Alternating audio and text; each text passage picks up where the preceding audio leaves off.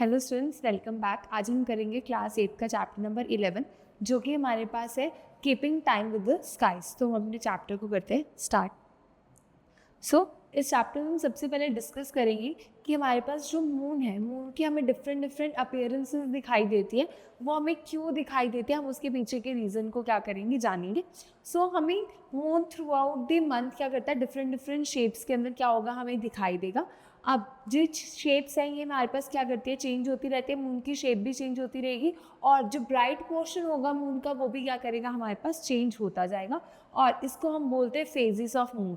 Means हम क्या discuss करेंगे, हम आज डिस्कस करेंगे मून के फेजेस। सबसे पहले full moon.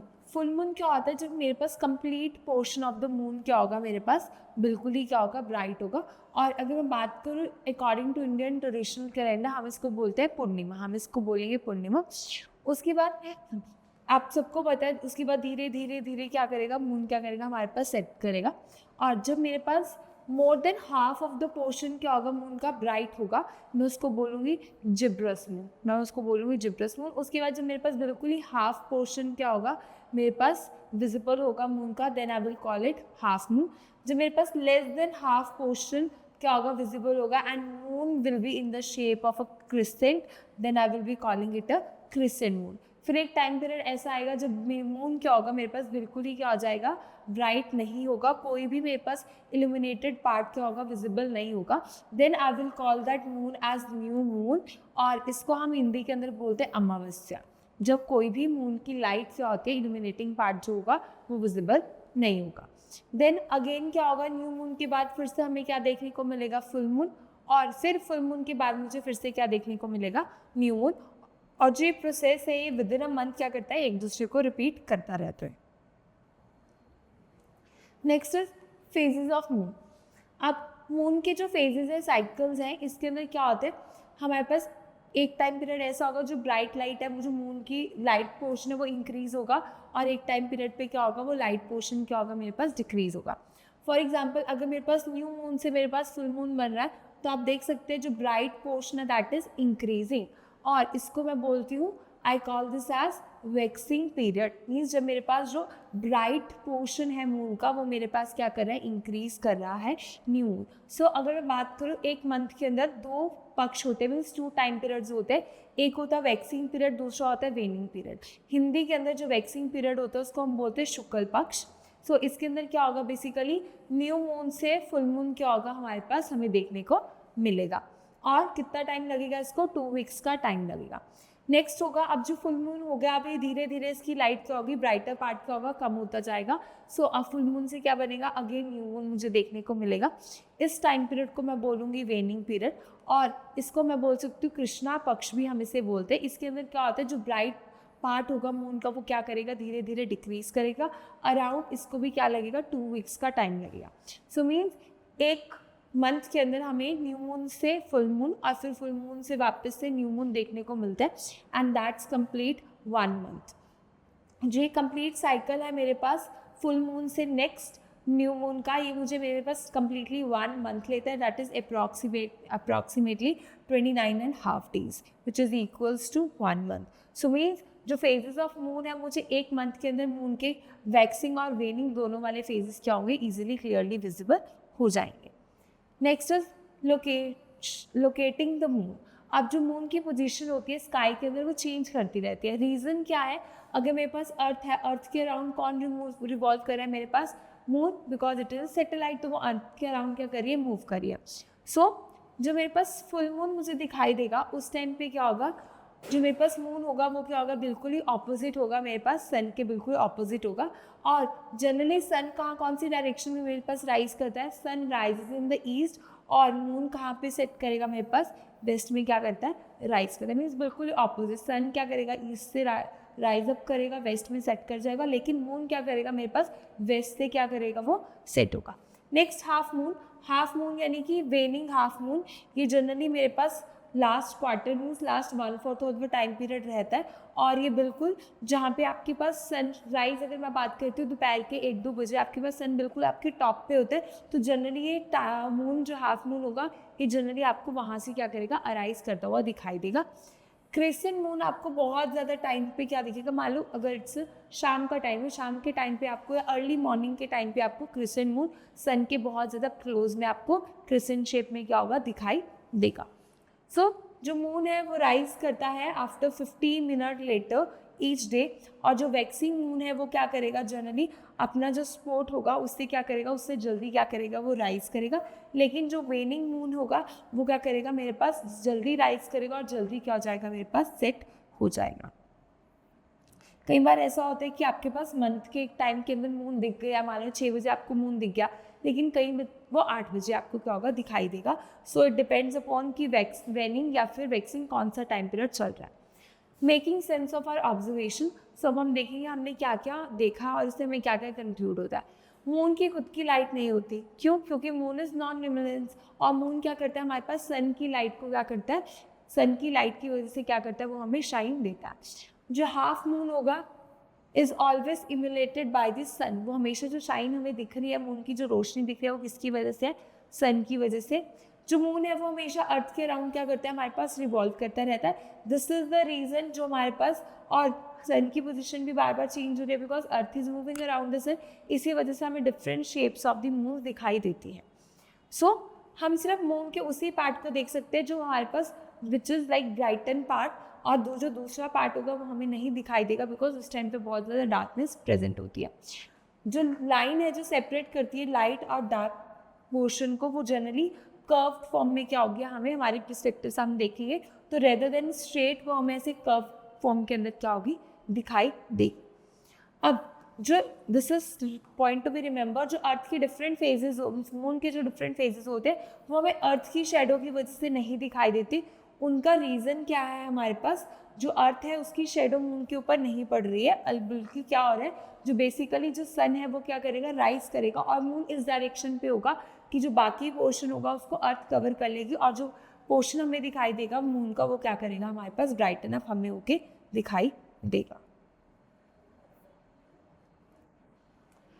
Next is calendar.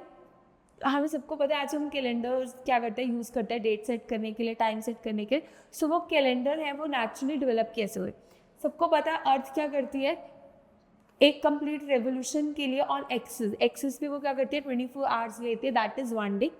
अगर मैं बात करती हूँ 1 month equals to moon phases, मतलब मून का कंप्लीट फेज, यानी कि न्यू मून से फुल मून और फिर फुल मून से new moon, that equals to 1 month. अगर मैं ईयर की बात करती हूँ, 1 ईयर किसके इक्वल होगा, जब मेरे पास अर्थ ने मून के अराउंड सन के अराउंड क्या कर लिया, 1 कंप्लीट रेवोल्यूशन को कंप्लीट कर लिया, which is 365 days. This is known as solar year also. Next जो मेरे पास नेचुरल साइकिल होगा फाउंडेशन का, वो डिफरेंट कैलेंडर्स में क्या करता है, वेरी कर सकता है। सो हम उन कैलेंडर्स को अब देखते हैं। तो सबसे पहले लूनर कैलेंडर, लूनर वर्ड हम यूज़ करते हैं मून के लिए। सो ये कैलेंडर हमारे पास डिपेंड करता है मून के डिफरेंट फेजेस के हिसाब से। सो लूनर ईयर हमारे पास जनरली यानी कि 29.5 डेज का होगा, क्यों, क्योंकि that is equals to 1 month. और लूनर ईयर के अंदर मेरे पास 12 लूनर मंथ्स होंगे, which is equals to 354 days. अगर मैं बात करती हूँ जनरली एक ईयर के अंदर मेरे पास 365 डेज देखने को मिलेंगे, which is 11 days less. So अगर मैं सोलर ईयर की बात करूँ, that is the revolution of earth around the sun, उसको हम बोलते हैं सोलर ईयर। और वो लूनर ईयर से क्या होगा, 11 डेज क्या होगा, ज़्यादा होगा। तो means lunar year is smaller than the solar year by the 11 days. Next है सोलर कैलेंडर। सोलर कैलेंडर को हम आजकल के टाइम में बहुत ज़्यादा यूज़ करते हैं। इसके अंदर हमने सीजन्स को भी कम्प्लीटली डिमार्केशन की हुई है। और जो हमारे पास, इसको हम बोलते हैं Georgian calendar, the new calendar. ये कैलेंडर हमारे पास होता है 365 डेज़ का, और ये हमारे पास एडजस्ट करते हैं आफ्टर 4 ईयर्स। हमारे पास लीप ईयर का जो 1 डे होता है हम उसको एडजस्ट कर लेते हैं। जनरली जो मंथ होते हैं वो 30 to 31 डेज़ के हमें देखने को मिलते हैं, except Feb is generally of 28 days, लेकिन लीप ईयर में फेब कितने का हो जाता है, 29 डेज का हो जाता है। जो लीप ईयर होता है वो हर 4 ईयर्स के बाद क्या करता है, अपने आप को क्या करेगा, यहाँ पे रिपीट करता हुआ हमें देखने को मिलेगा। Next Indian national calendar. India ने अपना नेशनल कैलेंडर 1957 के अंदर क्या किया था, हमारे पास अडॉप्ट किया था, which is very similar to the Georgian calendar only. So solar calendar के अंदर 365 डेज होंगे हमारे पास, सेम स्ट्रक्चर। ईयर बिगिन करेगा हमारे पास generally 20 on March 22 approximately spring के आसपास, और जो मंथ्स होंगे वो इधर 30 या फिर 31 डेज के ऑल्टरनेटिव्स भी हमें देखने को मिलते हैं। इसी वजह से इंडिया के अंदर जनरली न्यू स्कूल्स या न्यू सेशन या फिर जो भी वो स्टार्ट होता है वो जनरली अप्रैल के मंथ में ही क्या होता है हमारे पास स्टार्ट हो जाते हैं, क्योंकि जो बैसाखी के टाइम पे, क्योंकि न्यू ईयर वहाँ उस टाइम पे क्या होगा सेलिब्रेट होता है। जो मंथ्स होते हैं उनके जो नेम्स है वो जनरली ट्रेडिशनल वे में भी लिए जाते हैं, क्योंकि हमारे इंडियन ट्रेडिशनल फेस्टिवल उसी के हिसाब से लिए जाएंगे। 2nd to 6th मंथ जो होंगे that will be of the 31 days, और जो रिमेनिंग मंथ्स होंगे दे विल कंटेन 30 डेज होंगे। उनके बाद जो लीप ईयर होगा, लीप ईयर क्या करेगा हमारे पास जॉर्जियन कैलेंडर से क्या करेगा एडिशनली एग्जैक्टली क्या करेगा मैच करेगा। इसके अंदर जो एक्स्ट्रा 1 डे होता है जो हम फेब के अंदर ऐड कर देते हैं, वो हम इंडियन कैलेंडर के अंदर वो हम चैत्रा मंथ के अंदर क्या कर देते हैं उसके अंदर ऐड कर देंगे। और यहाँ पे भी जो न्यू ईयर होगा वो कब स्टार्ट होगा हमारे पास 21 के मार्च को क्या हो जाएगा स्टार्ट हो जाएगा, but only in the leap year. Otherwise 22 लेकिन लीप ईयर में 21 को क्या होगा स्टार्ट हो जाएगा। Next is festival related to the astronomical phenomena. So lunar basic festival means which are related to the moon, जो फेस्टिवल्स हैं जो मून से रिलेटेड है। Solar means which are based on the earth की rotation around the sun पे। So examples are Diwali, Kartik, जिसे हमारे पास मंथ होते हैं different Jan Feb March. So generally Kartik is the month of the November, तो नवंबर अक्टूबर, तो उसके मंथ कार्तिक महीने के जो फुल मून होगा उसके जो उस डेट को हम क्या सेलिब्रेट करते हैं दिवाली सेलिब्रेट करते हैं। क्योंकि जो हमारे पास इंडियन ट्रेडिशनल कैलेंडर है वो चेंज होता रहता है, लेकिन जो नॉर्मल कैलेंडर वो चेंज नहीं होगा, तो इस वजह से दिवाली की जो डेट होती है that is never fix as your birthday, वो हमेशा क्या करती है चेंज करती रहती है। सो फागुन महीने के जो फुल मून होगा हम उस दिन क्या सेलिब्रेट करते हैं होली सेलिब्रेट करते हैं इससे। बैसाख जो हमारे पास फुल मून होगा उसको हम क्या सेलिब्रेट करेंगे बुद्ध पूर्णिमा हम सेलिब्रेट करते हैं। रमज़ान महीने के क्रिसेंट मून को हम सेलिब्रेट करते हैं ईद, और अश्विना जो मंथ है उसके 10th डे को हम क्या सेलिब्रेट करते हैं दशहरा क्या करते हैं सेलिब्रेट करते हैं। नेक्स्ट सम इंसिडेंट्स है हमारे पास solar base which is based on the revolution of earth around the sun. So सबसे पहले हमारे पास मकर संक्रांति भी इसी पे बेस्ड है, जब हमारे पास 22 मार्च के बाद जब नया ईयर क्या हो जाएगा स्टार्ट हो जाएगा। हार्वेस्टिंग सीजन को हम साउथ के अंदर सेलिब्रेट किया जाता है पोंगल। उसके बाद बिहू, जब हमारे पास सीजन क्या करते हैं चेंज करते रहते हैं, और ऐसे ही पंजाब के अंदर Baisakhi is a new year celebration. तो ऐसे ही ये हमारे ऊपर जितने भी फेस्टिवल्स हैं हम इनको इंडियन कैलेंडर्स के अंदर जो भी हम लिखते हैं वो किसके बेसिस पे होता है, बेसिकली हमारे सन या फिर मून की मूवमेंट के ऊपर बेसिस है। नाउ द कल्चर सिग्निफिकेंस, हमारे इंडियन कल्चर में बहुत सारे ऐसे ट्रेडिशनल आर्ट फॉर्म्स हैं जिसका इंस्पिरेशन हमने लिया है मून या सन की वेरियस फॉर्म से। फॉर एग्जांपल अगर मैं बात करती हूँ म्यूज़िक के डिफरेंट राग्स होते हैं, और वो जो राग्स है वो कहाँ से इंस्पायर है हमारे पास मून से क्या इंस्पायर्ड है। डांस के अंदर ट्रेडिशनल डांस के अंदर बहुत ज़्यादा मुद्राज होते हैं, और वो मुद्रा जैसे भरतनाट्यम कथक ओड़ी ये सारी की सारी क्या करती है हमारे पास मून को क्या करती है रिप्रेजेंट करती है, मून से क्या है हमारे पास इंस्पायर्ड है। बहुत सारी आर्ट फॉर्म्स भी है जैसे मधुबनी, वो भी हमारे पास क्या है मून, आप देख सकते हैं यहाँ पे मून या फिर सन से क्या वो इंस्पायर्ड है। और बहुत सारे ट्रेडिशनल आर्ट भी होता है जैसे कि पोइट्री वगैरह वो या फिर स्कल्पचर्स, वो हमारे पास किससे इंस्पायर्ड है again sun and moon. So means the traditional art work is basically inspired from moon या सन के different shape. Next is artificial satellite. हम सबको पता है कि अर्थ की नेचुरल सैटेलाइट मून है। So now what is the use of the artificial satellite man made. Artificial satellite वो सैटेलाइट्स होते हैं जिसको ह्यूमन्स ने बनाया है और जो अर्थ के ऑर्बिट के अंदर क्या करती है रिवॉल्व करती है। तो सबसे पहले हम बात करते हैं कम्युनिकेशन। आजकल पुराने टाइम के अंदर कम्युनिकेशन मोबाइल फ़ोन्स नहीं होते थे, लेकिन आजकल होते हैं, तो उसके लिए सिग्नल्स चाहिए। तो ग्लोबल कम्युनिकेशन या फिर internet connection, TV, broadcasting, mobile phone services के लिए क्या है हमें सैटेलाइट्स की ज़रूरत है। सैटेलाइट क्या करती है हमें कम्युनिकेशन में हेल्प करती है।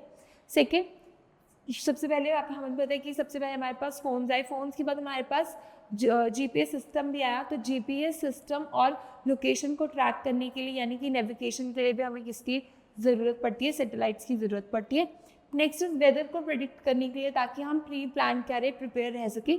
वेदर को मॉनिटर करने के लिए कि मान लो मौसम कहीं पे ख़राब तो नहीं है, क्लाइमेटिक कंडीशन बहुत ज़्यादा ड्रास्टिक तो नहीं है, तो उसके लिए भी हमें क्या करना पड़ता है, हमें आर्टिफिशियल सैटेलाइट के ऊपर डिपेंड करना पड़ता है। Fourth one is disaster management.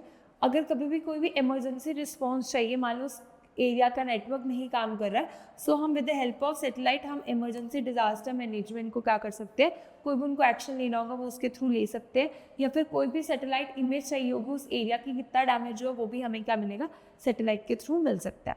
Fifth one सबको पता है साइंटिफिक रिसर्च के लिए कि हमारे पास जो अर्थ है, अर्थ की रोटेशन प्रॉपरली हो रही है या नहीं हो रही है, कुछ चेंजेस आ रहे हैं, या फिर कोई स्टार्स या कॉस्मिक जिसको मेटेरॉइड्स वगैरह बोलते हैं वो हमें देखने को मिल तो नहीं रहे। So these are the 5 uses are the applications of the artificial satellite. So thank you, that's all for this lecture.